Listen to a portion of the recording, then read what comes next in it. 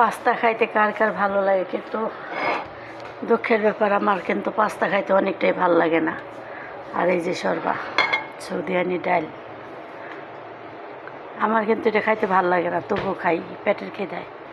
বিসমিল্লাহ। তোমাদের কার কার খেতে মন চায় আসতে পারো।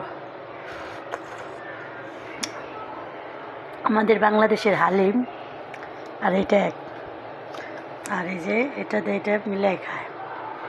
আমি কিন্তু এটা পেটের খোদাই খাই, কিন্তু আসলে আমার অনেকটা ভালো লাগে না। কি করব, খেতে তো হবেই।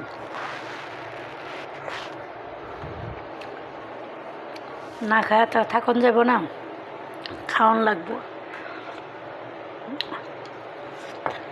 আর নিজের জন্য আলাদা করে কিছু রান্না করাও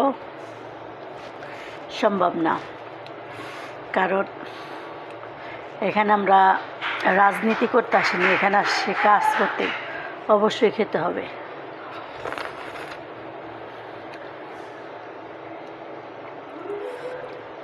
ভালো না লাগলে খেতে হবে, ভালো লাগা না লাগা কিছু আসা যায় না, হয়তো খেতে হবে এটাই জানি।